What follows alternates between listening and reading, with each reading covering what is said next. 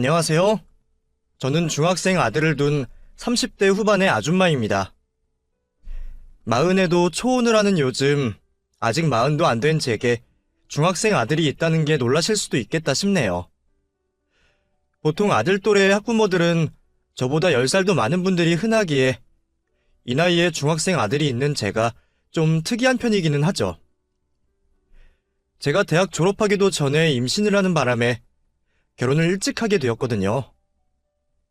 그때는 저도 어린 나이라서 참 무섭고 걱정도 많았습니다. 아직 세상 물정 모르는 내가 결혼을 하고 가정을 잘 꾸릴 수 있을지, 아이에게 좋은 엄마가 될 수 있을지 고민이 많았었죠.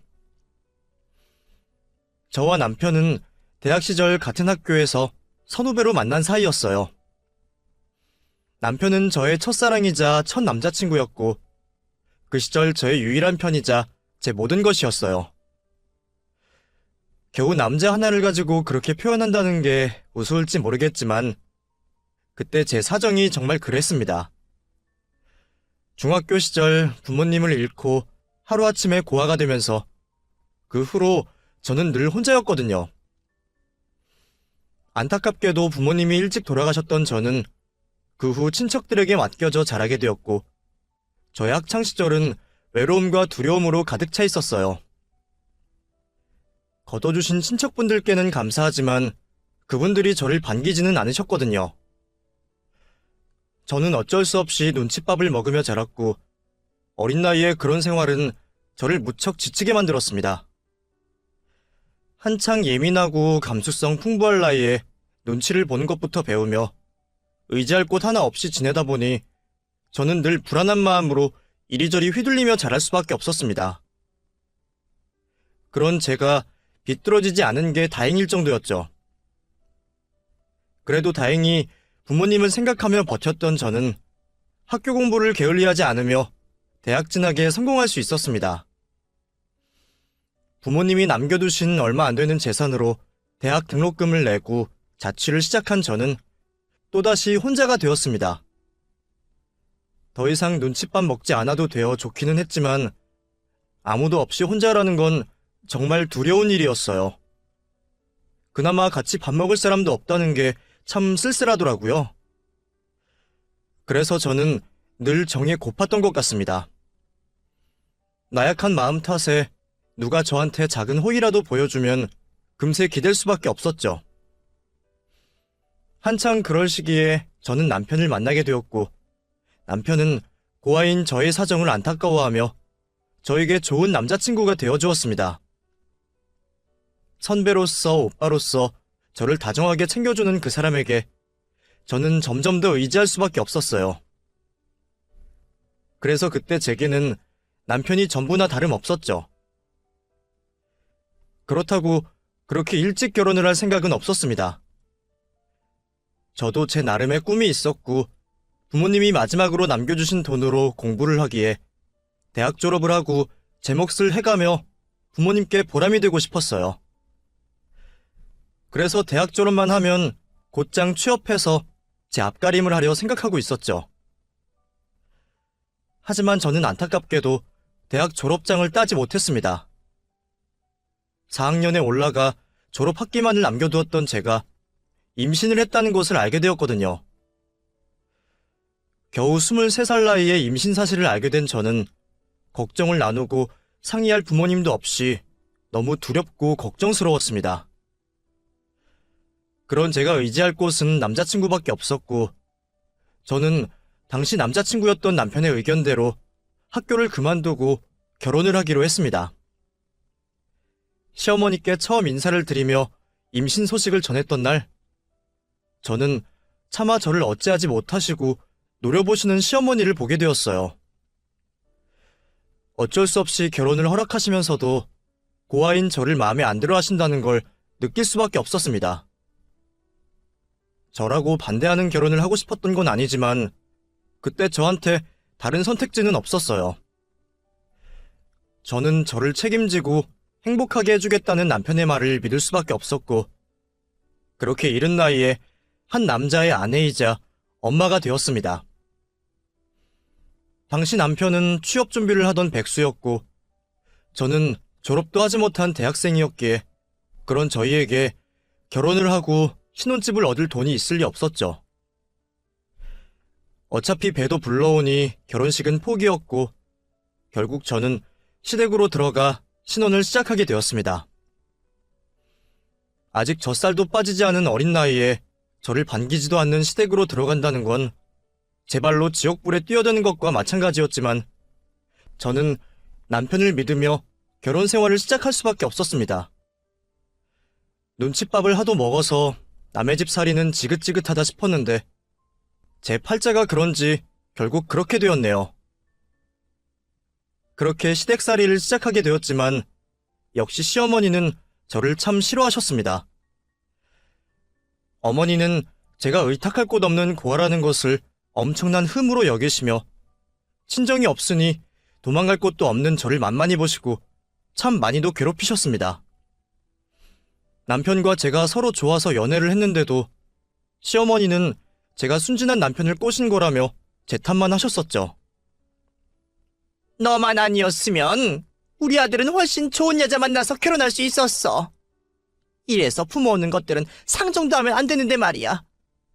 배운 게 없으니 기집애가 몸이나 함부로 굴리고 남의 인생 망치지. 그런 말을 들을 때마다 너무 상처가 되었지만 제가 실수를 한 게 사실이기에 저는 반박을 할 수 없었습니다.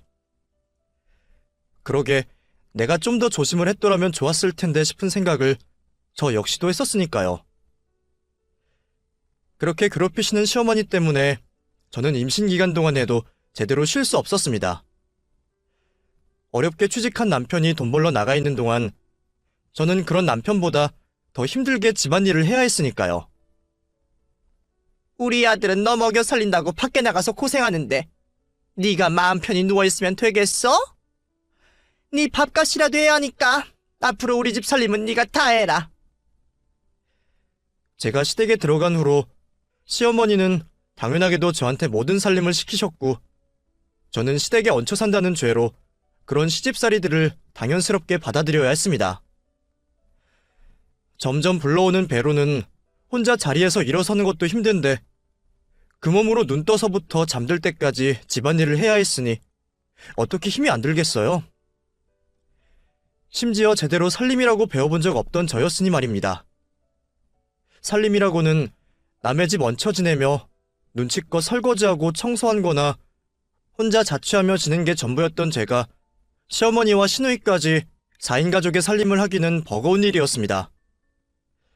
청소 빨래는 어떻게 하겠는데 그놈의 음식이 참 손에 익지 않더라고요. 저도 혼자 살면서 사 먹어보기만 했으니 제가 뭘 하겠나요?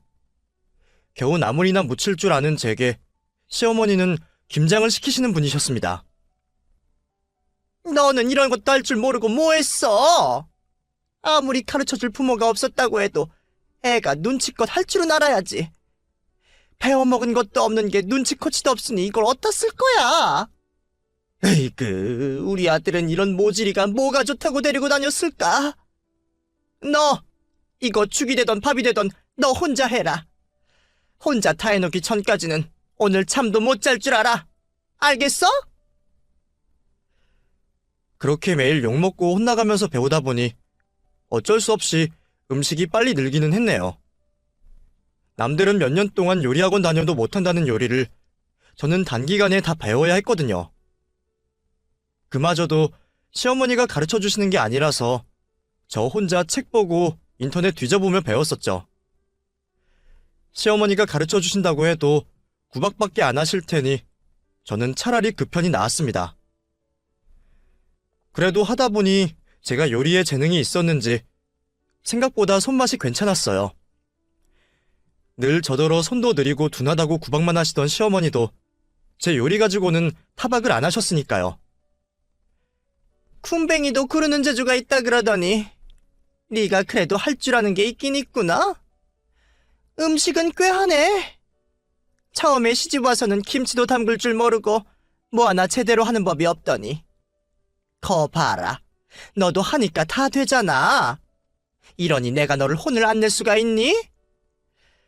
앞으로 요리는 네가 다 도맡아서 하면 되겠다. 그 말이 칭찬은 아니시겠지만 그래도 제가 뭐 하나는 인정받았다는 생각에 저는 기뻤습니다. 이제 시작이겠지만 이러다 보면 시어머니도 언젠가는 저를 인정하시고 예뻐해 주실 날이 오지 않을까 기대했거든요. 하지만 그런 날은 결코 오지 못했습니다. 제가 아들을 낳자 어머니는 무척 좋아하셨습니다. 워낙 장남 아끼시는 분이라 손자가 생기신 게 기쁘셨던 것 같아요. 저는 그래서 어머니가 손자 낳느라 고생했다고 저를 격려라도 해주실까 싶었습니다. 하지만 제가 누워있는 꼴을 두고 보지 못하시는 시어머니 때문에 저는 산후조리도 제대로 할 수 없었어요. 아들 낳았다고 갑자기 팔자라도 필 줄 알았냐? 내 아들 인생 망친 년이 뭘 잘했다고 조리를 해? 나 때는 아들 낳고도 다음날 나가서 일을 했어. 너는 나보다 더 젊으니 훨씬 낫겠네. 그러니까 괜히 오래 누워있을 생각하지 말고 빨리 일어나서 네 할 일 할 생각이나 해. 그래도 손자는 예뻐하시기에 다행이다 싶었지만 설마 그 이후로 제가 더 미움을 받을 줄은 몰랐습니다. 시어머니는 제가 제 아들을 안고 있는 것도 꼴보기 싫으신지 제가 아들과 다정이 있는 모습을 볼 때마다 저를 구박하시더니 언젠가부터는 가만히 있던 저를 쥐어받기까지 하시더라고요. 아, 어머니, 갑자기 왜 때리세요? 아이고, 지도 아들 낳았다고 유세 부리는 것 좀 봐라. 미워 죽겠어 아주.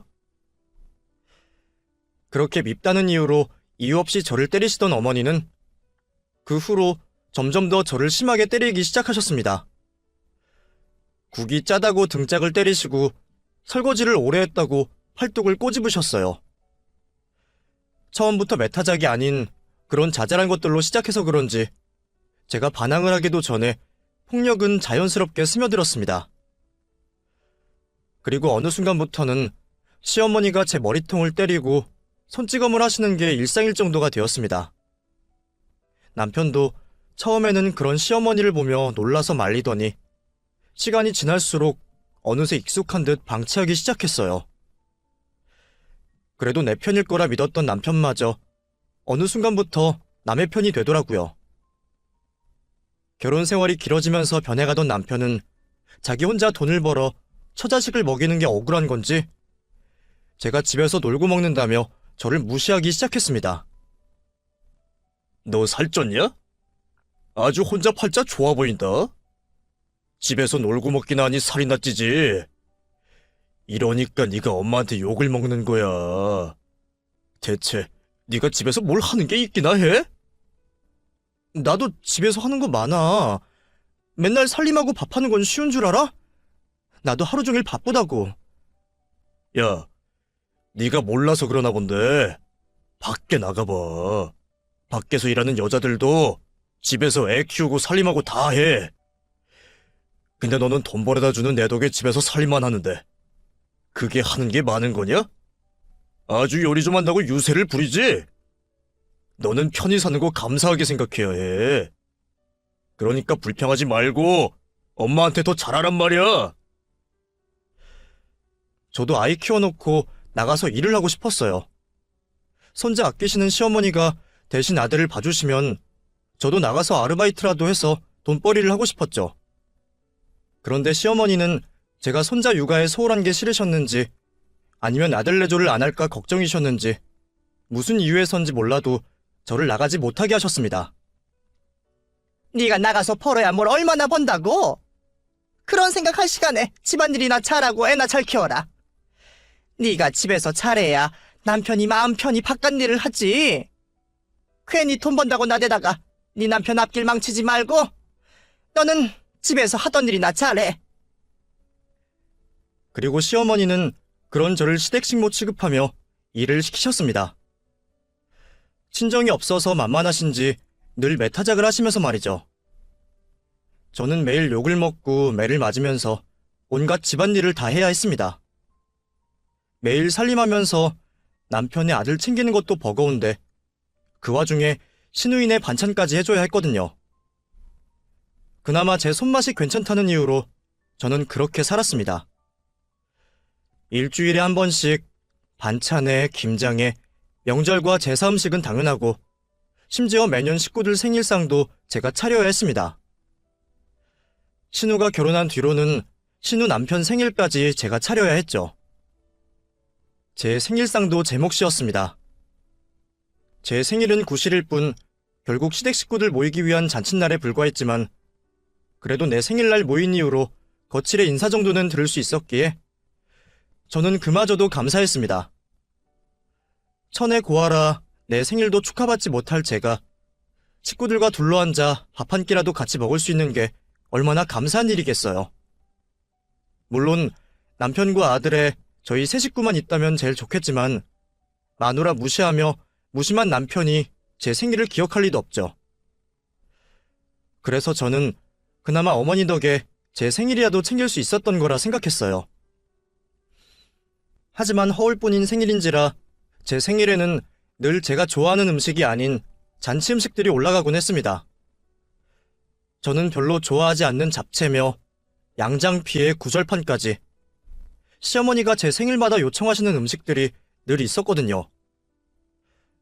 저는 그냥 소박한 입맛이라 국만 올려도 잘 먹는데 어머니는 다른 식구들 좋아하는 음식들을 차려야 한다고 하시니 제가 제 생일에 제일 고생일 수밖에 없었습니다. 하필이면 다들 밖에서는 먹기도 어렵고 손 많이 가는 음식들을 하라고 하시는 덕분에 저는 제 생일날마저도 제대로 쉴 수가 없었어요. 그래도 그날은 저도 유난히 먹고 싶은 음식이 있었습니다. 생일 무렵이라 그런지 며칠 전부터 돌아가신 엄마가 그렇게 꿈에 나타나셨거든요. 그래서 그런지 저희 엄마가 제가 어렸을 적 해주셨던 조개미역국이 생각나더라고요. 제가 어려서부터 고기보다는 해산물을 좋아했는데 그래서 엄마가 제 미역국에는 늘 소고기 대신 조갯살을 넣어서 끓여주셨습니다. 평소에는 미역국에 고기가 들어가지만 제 생일에만 조개미역국을 해주시니 저는 그 국이 더 특별하게 느껴졌었죠. 통통한 조갯살 넣은 시원한 미역국이 생각났던 저는 그의 생일에는 조개미역국을 끓이기로 했습니다. 그래도 내 생일이니까 내가 먹고 싶은 거 하나 정도는 해도 되지 않을까 했거든요. 다른 메뉴를 올렸다가는 네 돈으로 사 먹는 것도 아니면서 너 먹고 싶은 거 했느냐며 구박하실 시어머니 생각에 눈치가 보여서 다른 건 할 수 없지만 미역국에 재료 하나 내 마음대로 하는 건 괜찮겠다 싶었죠. 마침 조개철이라 살도 통통하니 물이 좋아 보여서 그렇게 소고기 대신 조개미역국 끓여놓으며 저는 아침부터 장 봐서 하루 종일 허리도 못 펴고 음식을 준비했습니다.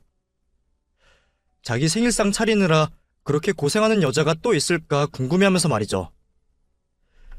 그래도 제 일손 거들어주는 아들이 있어서 늘 고마웠어요. 아들이 부엌에 다니면 큰일 난다며 못하게 하시는 시어머니셨기에 큰 도움이 되지는 않았지만 할머니 몰래 저를 도와주는 건 아들밖에 없었습니다. 그 집에서 유일한 제 편인 아들이었기에 아들이 저를 생각해준다는 것만으로 저는 힘이 되었죠. 그렇게 한참 동안 혼자 고생을 하다가 어느덧 식사 시간이 되어 식구들이 하나둘씩 모여들었고 저는 도착하시는 손님들을 위해 식탁을 차리고 있었습니다. 새로 한 밑반찬에 열 몇 가지 되는 잔치 음식들을 올려두니 어느새 상이 꽉 차게 되었죠. 이제 밥이랑 국만 푸면 된다 싶어서 국 뚜껑을 여는데 어느새 곁으로 오신 시어머니가 국을 보시더니 갑자기 제 귀에 고함을 버럭 지르시는 겁니다. 이게 뭐야? 미역국이 왜 이 모양이야? 예? 왜 그러세요, 어머니? 너 여기다가 뭘 집어넣은 거야? 웬 조개가 떠다녀?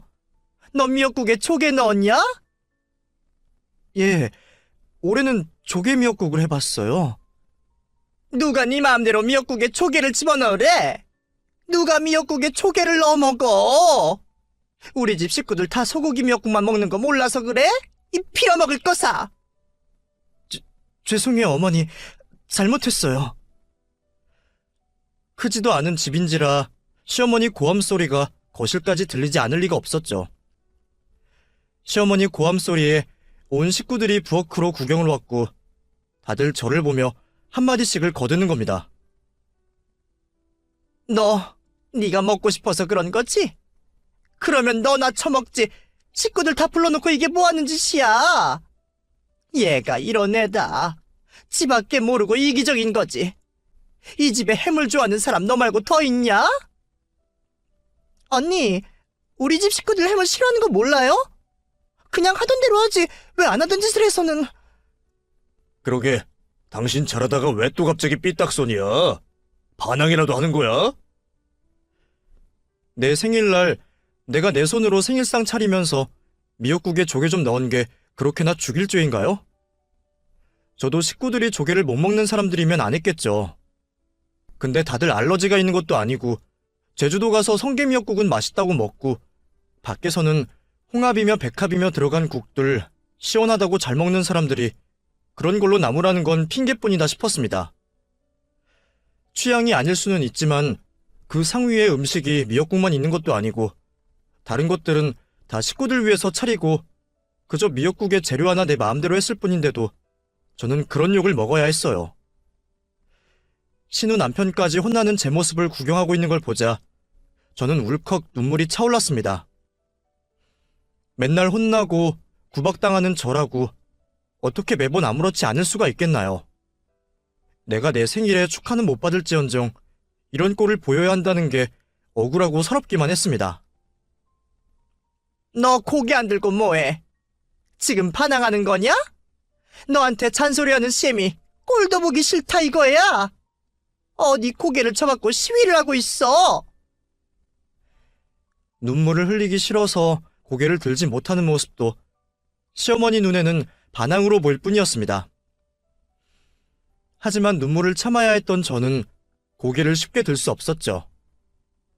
시어머니는 그런 제가 자기를 약올린다 싶으셨는지 고개를 들지 못하는 제 뒤통수를 퍽하니 후려갈기시는 겁니다. 이게 내 말이 말 같지 않아? 고개 들기 싫으면 아주 처박히던가. 머리를 숙이고 있던 상태로 뒤통수를 얻어맞은 저는 휘청거리며 바닥에 주저앉을 수밖에 없었습니다. 신혼의 식구들도 와 있고 제 생일이니 생일날은 그래도 넘어가시려나 했더니 오늘도 여지없이 제게 손찌검을 하시는 어머니셨어요. 주저앉은 제가 그 충격에 더 말을 못하자 어머니는 저를 더 때리셨습니다. 다른 식구들도 모두 그 모습을 봤지만 저를 도와주는 사람은 아무도 없었죠. 신우와 신우 남편은 불편한 듯 자리를 피해버렸고 옆에 서 있던 남편마저 그 모든 게 제 잘못이라는 듯 혀를 차고 있었습니다. 그러게 진작에 잘 좀 하지. 남편은 자기 처가 맞고 있는데도 아무렇지 않은지 저를 때리는 시어머니 심정을 이해한다는 듯 혀를 차고 있었습니다. 순간 저는 시어머니의 매타작보다 남편의 그런 무심함에 마음이 더 아팠어요. 내가 이 사람들에게 가족이나 되는 건지 생일조차 축하받지 못하고 사람으로서 존중받지 못하는 내 삶이 무슨 의미가 있나 싶더라고요. 정말 아들만 없었으면 죽어버렸겠다 싶은 심정이 드는 그 순간 아들이 달려왔습니다. 다른 가족들이 저를 외면하는 와중에도 저를 걱정하던 유일한 제 편인 아들이 자기 할머니가 저를 때리는 걸 두고 보지 못하겠는지 기어이 할머니를 말리러 왔더라고요. 할머니 그만하세요. 엄마 때리지 마세요. 너는 가만히 있어. 네 엄마는 맞아야 정신 차리니까. 네 엄마한테는 매가 약이야. 하지만 시어머니는 귀여운 손자의 만류에도 저를 때리기를 멈추지 않으셨습니다. 아들은 할머니를 멈추려 애썼지만 소용없었어요. 때리지 마. 우리 엄마 때리지 말라고. 그리고 그 순간 소리 지르던 아들은 주먹을 꽉 쥔 채 신모의 얼굴을 가격했습니다. 그 모습에 저는 물론이고 지켜보던 남편과 다른 식구들까지 모두 놀라서 굳어버릴 수밖에 없었죠. 이게 무슨 일인지 제가 정신을 차리기까지는 그리 오랜 시간이 걸리지 않았습니다. 손자에게 얼굴을 맞은 신모가 코피를 흘리며 제 옆으로 주저앉아 버렸거든요. 놀란 제가 되려 일어나서 뒷걸음질을 쳐야 했죠. 순하디 순한 내 아들이 누구를 때렸다는 게 도저히 믿기지 않았던 저는 화가 나서 시모에게 더 달려들려고 하는 화가 나서 시모에게 더 달려들려고 하는 아들을 붙잡았습니다. 찬혁아, 안 돼. 그러지 마. 엄마 괜찮아. 뭐가 괜찮아? 할머니가 엄마 맨날 때리잖아. 그러니까 나도 할머니 때릴 거야. 아이는 제가 말리는데도 흥분을 가라앉히지 못하고 있었고 얻어맞은 시모는 주저앉아 얼굴을 부여잡고 있었습니다. 아이고, 나 죽는다. 아이고. 아프다고 바닥을 구르는 걸 보니 다행히 정신은 있으셔서 다행이다 싶었네요. 그제서야 가족들도 모두 뛰어와서 시모를 살피더군요. 어머 세상에, 지금 찬혁이가 엄마 때린 거야? 찬혁아, 너 왜 그래? 엄마 괜찮아? 언니는 진짜 애를 어떻게 키운 거예요? 쟤 완전 깡패 아니야. 야, 너 누가 사람을 때리래? 이찬혁! 너 누가 할머니한테 그러라고 그랬어? 너 아빠가 그렇게 키웠어? 어디 사람을 때려? 그것도 할머니를! 남편도 아들과 저를 밀치고 시모에게 달려가고 얼굴을 맞은 시모를 보며 다들 저와 제 아들을 욕했습니다. 그러자 아들은 더 악을 쓰며 소리를 질렀습니다. 그러면 할머니는 사람이 사람 때리면 안 되는데 할머니는 우리 엄마 때려도 돼? 맨날 우리 엄마 때리고 구박하고 방금도 우리 엄마가 맞는 건 다들 보고 있었으면서 내가 할머니 때리는 건 안 되는 거야? 우리 엄마가 얼마나 많이 맞았는지 알아? 당신들 다들 악마야. 왜 다들 우리 엄마만 괴롭혀? 당신들 다 죽어버렸으면 좋겠어. 이 자식이 이거 지금 어른들한테 무슨 말버릇이야? 순간 아들에게 손찌검을 하려는 남편을 보자 저는 눈이 돌아버렸습니다. 그동안 제가 얻어맞고 있을 때는 그러려니 하던 저도 제 아들이 맞는 건 도저히 볼 수가 없었거든요. 저는 아들에게 손을 대려는 남편을 밀치며 남편을 온몸으로 들이받았습니다. 지금 내 아들한테 뭐 하는 짓이야? 당신 내 아들한테 손 하나라도 까딱하면 나 정말 가만히 안 있을 거야. 이것들이 쌍으로 미쳤나? 오늘 아주 작정한 거야?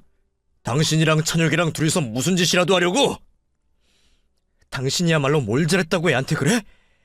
당신도 당신 엄마 맞은 거 보고 눈 돌아가는데 내 아들은 뭐가 달라? 뭐? 지금 그걸 말이라고 하는 거야? 그렇다고 저 어린 게 지 할머니 때리는 게 잘하는 짓이야? 그럼 어머니가 그동안 나 때렸던 건 잘하는 짓이야? 나는 그동안 당신 가족들한테 무슨 짓을 당했는데 나 어머니한테 매일같이 맞았어. 잘못하지도 않은 걸로 얻어맞고 친정 없다고 구박받으면서 살았어. 근데 당신 어머니가 겨우 이거 한 대 맞은 것 가지고 난리 피지 마. 고소를 하려고 해도 내가 하고 따 좀 물으래도 내가 할 일이야. 이 사람이 진짜 미쳤나? 너 갑자기 왜 이러는 거야? 진짜 돌았어? 이제 아주 집에서 쫓겨나고 싶어? 그래. 나 이제 정신이 번쩍 들어. 그러니까 쫓겨나기 전에 내가 나갈게. 근데 나도 마지막으로 뭐 좀 물어보자. 내가 당신이랑 결혼을 한 거야? 아니면 이 집에 종년으로 팔려온 거야? 나 팔려온 거야? 그럼 돈이나 줘. 돈이라도 받고 이 고생했으면 내가 억울하지도 않아. 근데 당신이 나한테 뭘 해줬어? 내가 이 고생하고 여태 이런 취급받고 살았던 건 전부 당신 때문이야. 그때 당신이 나 좋다고 쫓아다니지만 않았어도 내가 지금 이 고생하고 있겠어? 당신 때문에 내 인생이 망가진 거야. 근데 당신이 이제 와서 나한테 그런 소리 할 수 있어? 나도 이제 종노릇 못하겠으니까 우리 다 끝내자. 저는 우리 모자를 괴롭히려는 그 집 식구들을 밀쳐내고 제 아들을 데리고 그 집을 나오려고 했습니다. 찬혁아, 가서 중요한 것만 챙겨 나와. 엄마랑 나가자. 당신 지금 뭐 하는 짓이야? 그만 안 해? 그래, 아주 그만하자고. 나 당신이랑 이혼할 거야.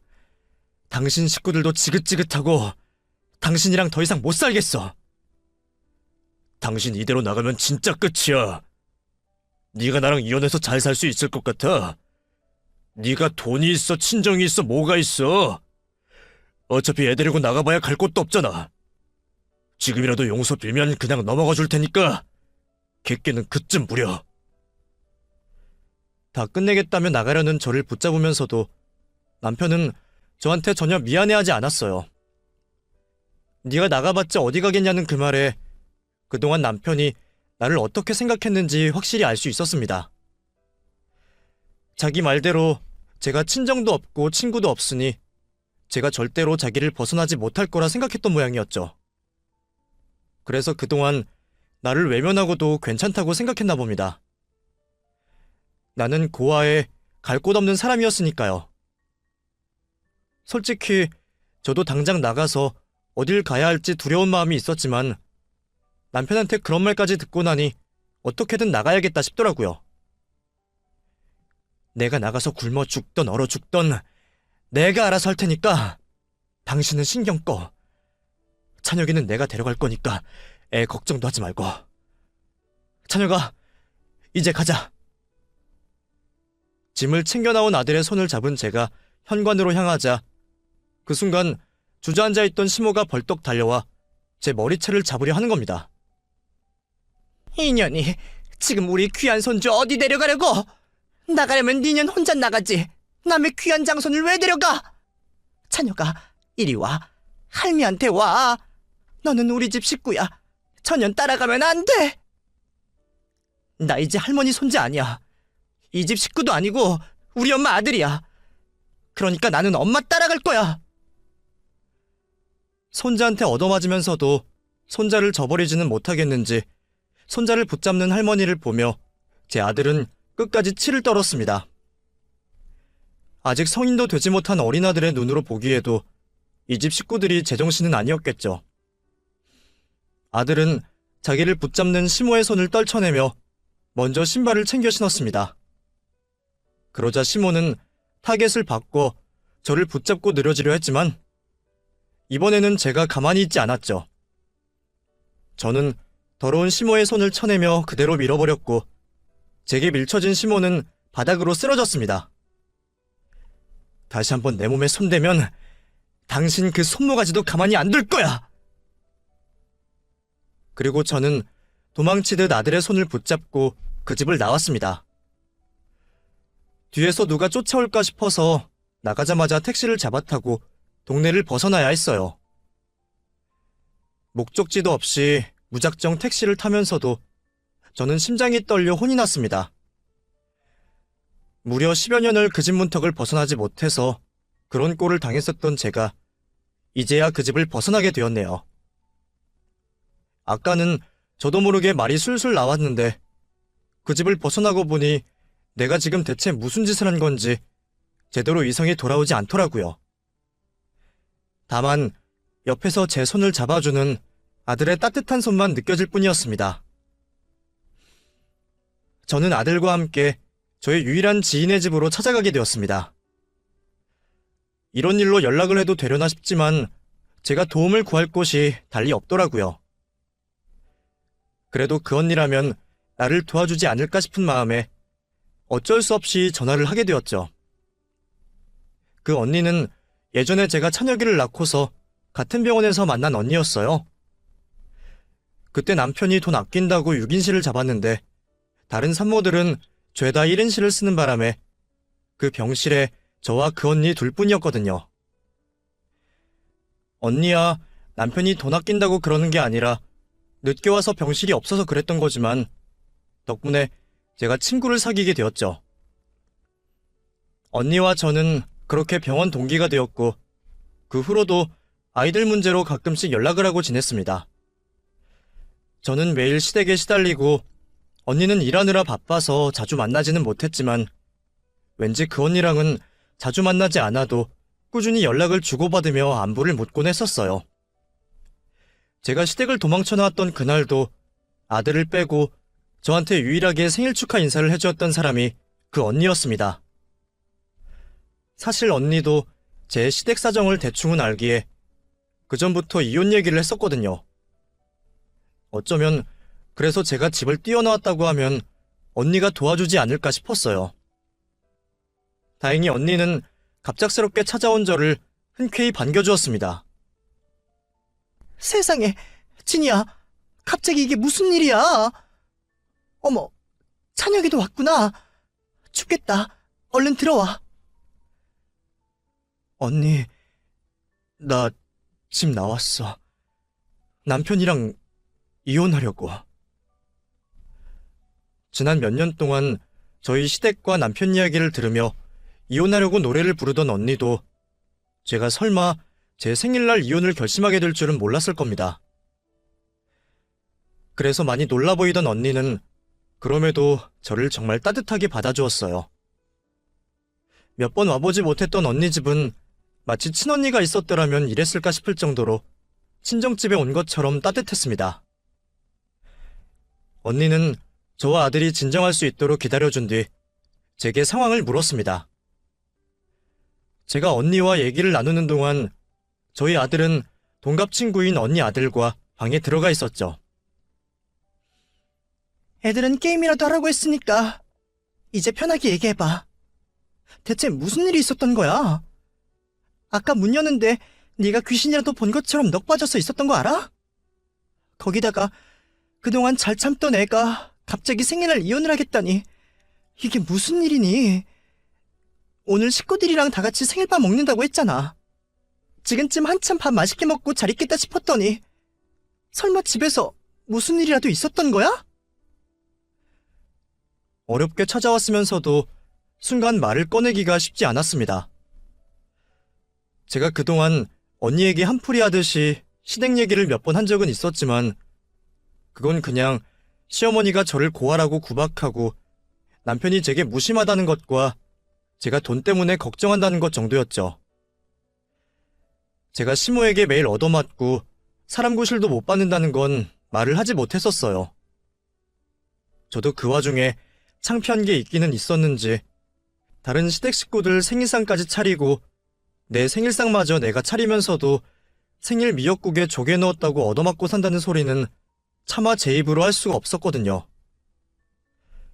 그래서 그런 얘기를 언니에게 처음 했던 저는 한참 동안 눈물을 삼킨 뒤에야 조금씩 제 사연을 전할 수 있었습니다.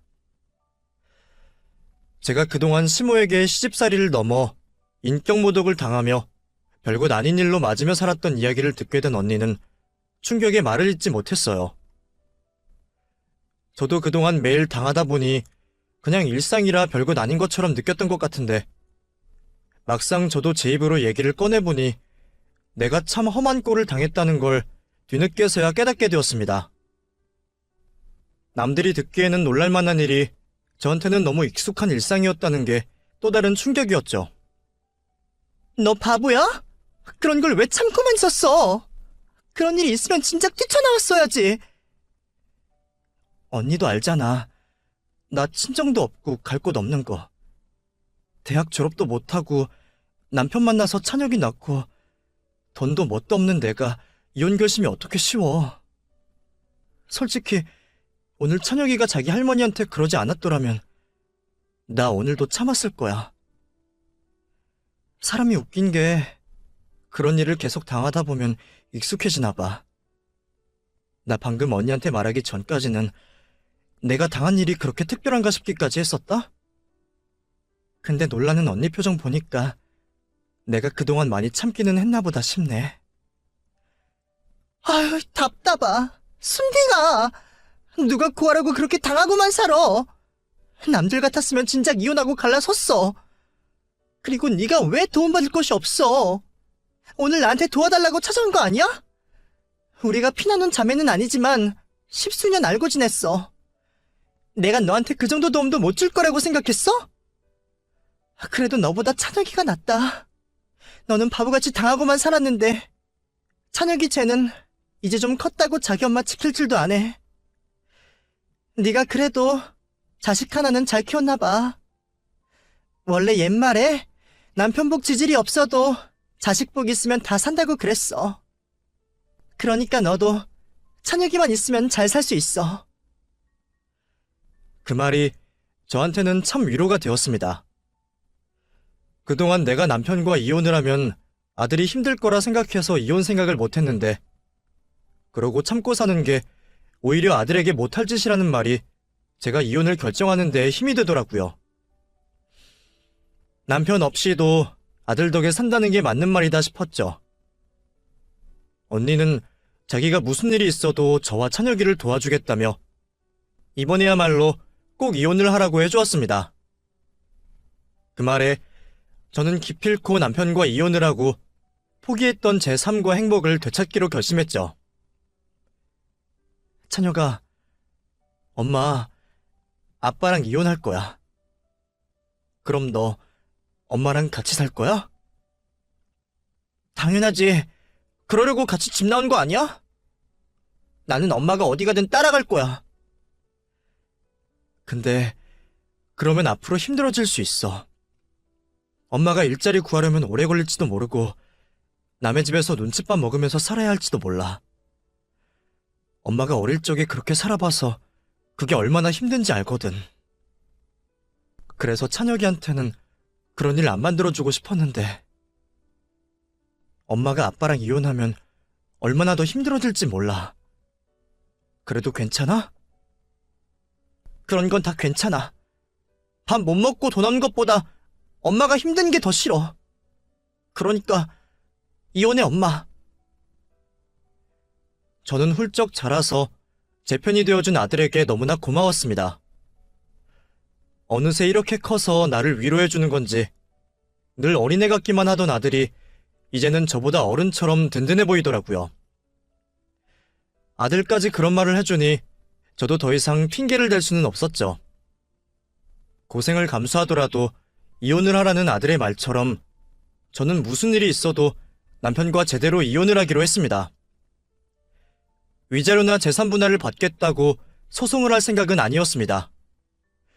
그동안 그 집 종년 노릇하면서 고생한 건 아깝지만 그 집에서 돈 한 푼 못 받더라도 내 아들 양육권만 있으면 저는 상관없었습니다. 저는 저희 모자를 도와주겠다는 언니의 도움으로 곧장 이혼 전문 변호사를 만나게 되었습니다. 갈 곳도 없고 돈 한 푼 없는 제가 변호사를 만난다는 건 분에 넘치는 일이었지만 다행히 저같이 어려운 사람들을 도와주시는 분들이 계시더라고요. 상담은 100% 무료로 진행되고요. 수임료는 재판 끝나면 주셔도 되니까 걱정하지 마세요. 그러기 위해서라도 저희 꼭 이겨야겠죠? 힘들겠지만 어머니가 많이 노력하고 버텨주셔야 해요. 이런 싸움은 지치지 않는 것만으로도 반은 이기는 거거든요. 그럼 저희 찬혁이를 위해서라도 열심히 해봅시다. 그 변호사님은 저처럼 어려운 위기에 처한 엄마들을 도와주시는 분이셨습니다. 국선 변호사를 오래 하셨고 지금도 무료 법률 상담을 하고 계신다 하더라고요. 수임료도 다른 변호사들에 비해 무척 싸고 심지어 상담비는 무료였어요. 그동안에는 돈 걱정에 변호사 알아볼 생각은 하지도 못했었는데 그런 좋은 분을 만나게 되어 얼마나 다행이었는지 모르겠습니다. 부모님 돌아가시고 세상이 나를 버렸다 생각했는데 아직은 세상이 저를 버리지 않았구나 안심이 되더라고요. 덕분에 저는 변호사님의 도움으로 남편과 이혼 소송을 진행할 수 있었습니다. 그 집에서는 제가 정말 소송까지 할 줄은 몰랐던 건지 무척이나 당황을 하더라고요. 당신 진짜 왜 그래? 그 정도였으면 됐으니까 이제 그만하고 들어와. 어머니도 별 문제 없으시고 당신이 찬혁이 데리고 돌아만 오면 다 용서해 주시기로 하셨어. 어머니랑 영애가 당신 고소하겠다는 거 내가 겨우 말렸으니까 이제 들어와. 이혼소송 이런 것도 나 진짜 황당하긴 하지만 이만하면 나도 그냥 넘어가 줄게. 나 당신한테 봐달라고 한 적 없어. 고소하려면 하라고 해. 나도 진단서 다 받아놨고 맞고소하면 그만이야. 내가 이제 와서 그런 게 무섭겠어? 당신 끝까지 해보겠다 이거야? 당신 엄마 맞아? 찬혁이 생각은 안 해? 애를 생각해서라도 이혼은 안 되는 거지. 우리 둘이 잘 해결하면 되는 거지. 왜 죄 없는 애까지 끌어들여? 우리 찬혁이 아직 어른 되려면 한참 멀었어. 아직 내가 필요한 나이라고. 거기다가 당신이 무슨 수로 혼자 애를 키우려고 그래? 경제력 없으면 법원에서도 양육권 인정 못할걸? 그때까지 괜히 양육권 뺏기고 후회하지 말고 내가 받아준다고 할 때 적당히 해. 그래. 법원에서 뭐라고 할지 나도 참 궁금하네. 그러니까 당신도 나한테 말하지 말고 변호사나 구해. 법정에서 볼 때까지 연락하지 말고. 남편은 끝까지 저를 만만하게 보고 어떻게든 저를 구슬려 보려 했지만 저도 이제는 그런 말에 겁을 먹거나 흔들리지 않았습니다. 변호사님이랑 이미 그런 얘기들은 전부 끝마친 상태였거든요. 경제력이 없으면 아이를 데려가기 힘든 건 맞지만 저 같은 경우에는 찬혁이가 어린 나이도 아니고 아이의 의사가 제일 중요했습니다. 그리고 저도 이혼만 하면 무슨 일이든 할 수 있으니 경제력도 큰 문제가 아니었어요. 남편은 저를 미련 반푼이로 생각하니 자신만만한 거겠지만 결국 참는 자가 이기는 법이었습니다. 법원에서는 결국 죄 없는 제 편을 들어주셨거든요. 저는 남편에게서 50%의 재산 분할을 받게 되었고 시모에게서 정신적, 육체적 피해 보상에 대한 위자료를 청구할 수 있었습니다.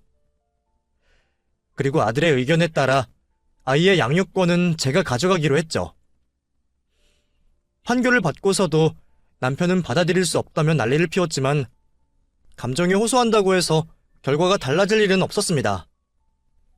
덕분에 저는 변호사님께 수임료도 무사히 드릴 수 있었고 아들과 함께 새 출발할 수 있는 돈까지 받아내게 되었어요.